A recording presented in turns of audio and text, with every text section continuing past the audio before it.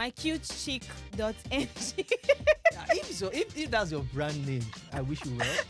Hi guys, welcome to another exciting episode on your 501 podcast. Yes, so my name is Promise, and like we always do it here, I'm here to have a conversation on important tips to consider when you want to build your website for your school or business. And here with me is Mr. Olarewaju. You're welcome, sir. Yes. Good evening, good day, good afternoon, whatever the time is there. Yes, sir. So today I want to talk about tips to consider when building a website. But before we dig too deep into that, I want you to actually tell us, because a lot of people don't really know the importance of having a website. Basically, a lot of people just want to start businesses and then, move on with it, provide the value, and then make their profits, and then just keep riding like that. Why do we need to have a website? Okay, thanks so much, Promise. So websites is more like your internet address. If you can have a physical address, you might need to have a website, because as technology evolves, that's actually where they can find you. That's the address where they can always locate your business. But there's a tussle to it. Sometimes some people place the cart before the horse. Right. You should have something you're offering, really. You should have some value. You should have some reason why you're coming to the internet, why you're having a website. So, for example, some person might have some very interesting idea. Maybe we'll have a conversation around this in some other episodes. Have a very interesting idea, and before fleshing it out, all you just have is, then put out your website, let me open an app. But that's not the right thing to do. Consider and understand the value you want to offer to the public first. Then you know what to do next. Are you building an app or you're building a website? So, your website is your internet address, your address on the internet. If your office is on Oduawe, then your address on the internet is your web address. How deep? Because to me, I feel like, since you said the website is the internet address, how deep is the impression the website makes on probably your client or your prospective clients? So in this age and time where tech takes everything, your first impression is actually not the color of your gates, how nice your security guard greeted the visitor, your parking space, your beautiful reception. Right. So they see all of that from your website. So they have that first impression from your website. So hopefully you have something to back it up when they come in person, and some will never come there in person. Especially if maybe it's a service where you sell directly to customers, those who make decisions. They've never met you before. And sometimes some person just rather just search, I just heard about this, I want to check the authentic, and search, and nothing. And you claim you've been in business for how many years? Said 10 years. You have a website? No. Email address also at yahoo.com. What are you How doing? much is on your invoice? 10 million. Okay. And where's your address again? Your address is in Lagos State, and you are talking to me here in Abuja. I can't find anything about you. Okay, we'll get back to you. And so it goes a long way on what you have to offer. I understand that a lot of persons might have lost prospective clients because of this, and so that is why we should have this conversation. So let's now talk about what we should consider as a school or as a business when we want to build a website. All right, I always talk about schools. My business is all about schools. It's your everything. Business is all about schools. Yes, so just the make business life is easy. still there. The business is there. Yes. So it's all about schools. So the first thing that's usually very common when you're starting and before you even drop the concept, some people decide to maybe reserve their domain name and specify, okay, this is the address we want to use on internet. Is there a specific domain name, or how do you tailor your domain name? So actually, domain names are very dynamic, depending on the purpose for the website. But most times, recently, some people just mix it up. .com usually common for maybe corporate, commercial, and all of that. .org is actually for maybe non-governmental organization. Okay. Sometimes personal website. .me and all of that. .com.ng, that's second level TLD, maybe Nigeria, then .biz, .co. So a whole lot of domain names. .gov, definitely, that's government. .gov.ng, Nigerian government. Schools, usually tertiary. .edu.ng. And so it's very important, the choice of domain name. But my problem this evening is not usually around the TLD. It's that text before the TLD. So for because example, I was going to ask, can I use mycutechick.ng? if that's your brand name, I wish you well. So for example, I'll use the school as example. If I have a very nice secondary school somewhere in Ibadan, maybe Olomoyoyo, I don't know if there's a place like that really in Ibadan. Just in case. Just in case. We please, don't know. Disclaimer. So, and my school's name is Olakposi Ayo Comprehensive High School. And I decided to choose domain name Olakposi Ayo Comprehensive High School olomoyoyoibadan.com.ng. Wow. That's a disaster waiting to happen. Or if I decide to abbreviate it, OOLAAA and all of that, who knows who have you built your brand to that level that you can use? So there must be a balance to it. Not too long, not too short, but something they can just remember. So just find a way. Just find a way to make sure that you will strike that balance with the choice of domain name. So that's one problem. Then number two problem. A lot of people just believe, just similar to when you build a house. Yes. You just build it, you lock it up, paint it, put a signpost in front that this is our office, and you move on.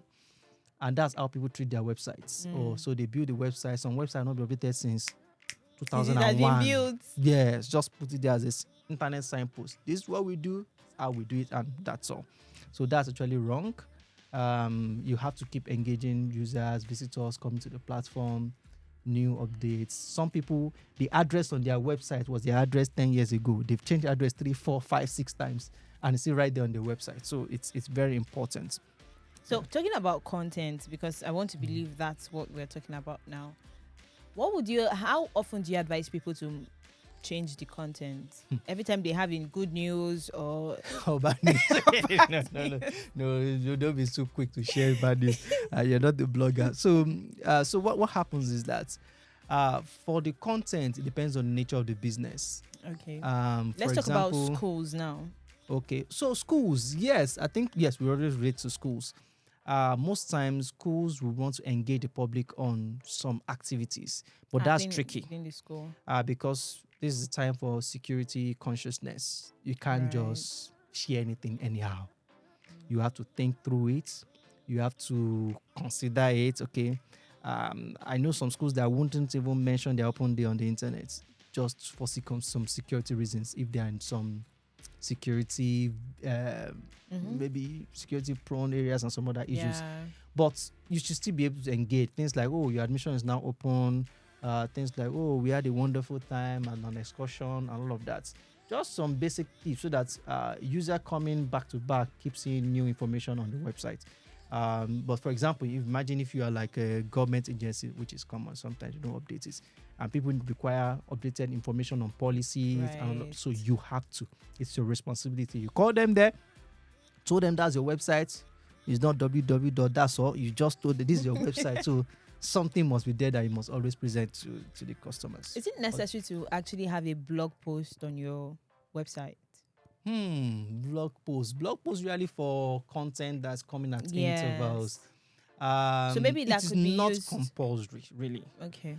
For example, let me look at. It's not compulsory, but it actually helps in several other conversations. I don't want to go much into that. Things like your search engine optimization, things like backlinks and some other relevant data. But blog post helps a lot. If you're just starting out and just want people to know, some people, especially if it's your personal website, you're a shy person like me and you just want to have your phone number, email. You just want to have your phone number, email, and that's all. That's my contact. I just want you to know this is me, this is what I do, and that's all. I don't have any thoughts to share with you. That's it. But it helps a lot. It's not compulsory. Okay. It's better you do it right. You don't do it at all, not in a shabby way. And I always advise people, if you want to have a blog post on websites, you must engage at specific intervals. If you are posting weekly, stick to it. If you are posting monthly, stick to it. So I think maybe the next question I want to ask is probably the mind of people that are listening right now. So if I'm staying your mind, you can just do like this, right? I will hear from here. So is security for the website. How do they guard their websites jealously? Okay, you wouldn't want to come to your websites on a very interesting day. You are pitching to customers or you're in a boardroom and say, you can visit our website. And then you see and they donate open your to website. donate to SOS. And they see some funny different Mandarin content or some absurd things on the site, and like, oh, sorry, that's not our domain. I will communicate. You just have to manage the situation. So a lot of issues, apart from you protect the content, you have to protect the visitors to your website. These days, SSL and all those basic security procedures are now security is not cheap, but at least start from the basics that are cheap. Your SSL, some hosting companies give free SSL now. Just install it. Make sure that just guard against some things like bot checkers. For the layman, what is SSL? Hey, layman, secure socket layer, I think. Yes. So the idea of SSL is that, okay, let's say our devices are on the same network and I'm actually surfing the net, I'm on the websites. If you are a very smart hacker and you're on the network and you're sniffing, you can actually sniff the data I'm sharing with the website. Maybe I'm typing in my card details, my name and all of that. So what SSL does is that it encrypts that data. It encrypts the communication between your device and the final website. So let me break it down so that you said layman, layman. I'm one of them. So, layman. So for example, let's say I want to communicate to you. I'm the device of the user, the viewer. You are the final server holding the website of the company. Right. And there's a third party here. Probably the third party only understands English. He's a white guy. Never heard of Yoruba. Never heard anything Yoruba before. So I can decide to change my language to Yoruba. Okay. I'm talking. You can understand me. But I can talk back. But definitely it can't. It couldn't decode. Because I've encrypted it. All he could hear you guys say is just some rubbish. Mbati, malo, and all of that. So your communication is still successful. But the third party, whoever wants to sniff on the data, yes, even if they can hear or get hold of data, is of no use to them. So that's SSL. So there are several other security tips that are very, very important. In fact, security and privacy also goes hand in hand. I also use that to talk about privacy. And in the name of getting people to use your platform, if you don't need a kind of data, some kind of information, please don't collect it. Okay, so for example, I'm coming to your website to buy shoes. And you're asking for my BVN. Then something must be wrong somewhere. Actually, something must be wrong somewhere. I asked for my mother's maiden name, my place of birth. So a lot of people still collect some sort of data like that they don't really need, and you're exposing your customers or users or whoever. And that's part of the reasons why when we work with schools, we provide platforms like enrollment platform that we've already done some research and know the kind of data you might need right there from a prospective parent, prospective student that you want to integrate on the website. So that's what we do with privacy. Privacy is very, very important. Let them know what you are collecting, why you are collecting it, what it's used for. Don't collect their phone number and send it for bulk SMS, please. Send it to Blogger, please. Oh yeah, I have phone number of everybody in Ikorodu. So you just have to be careful with that. Yeah. All right. So what's the last tip you'd like to share? Any other tip?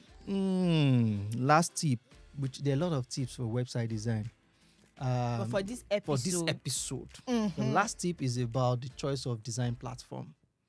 A whole lot of users are now going on smart devices, smartphones, tablets, and the like. So your website must be at par on all of those devices. It should look good on the PC, look good on the tablet. So it's called mobile responsiveness, so that users can easily find information they need and move on. So that's 5 tips. Well, it's been, maybe I should even go and build a website. Can we actually build individual website for your brand? Maybe as a person, okay. Do you need, if you want to build a website for yourself, just come and talk and you just... It's part of the packaging now. You want to become guest speaker, you want to become OAP. And they search for your name. The only thing you have is Facebook and Instagram. And your website comes up, shows that, in fact, your billing will change. Okay. And now, guys, the way you put on the website, like, this is my not just your LinkedIn profile. This link to my LinkedIn, link to my Facebook. For more information, contact my booking office. Oh. And that booking office is see your WhatsApp number. Guys, levels have changed, man. Thank you so much. So you have to Mr. brand Larry. yourself. Thank you. Thank you so much for having us. So, guys, I hope you've learned a lot today. See, we'll come your way again next week. Stay sane and go and build your website. Go and package yourself, right? Okay, guys, I remain your host. My name is Falolun Promise. Bye. And bye. See ya.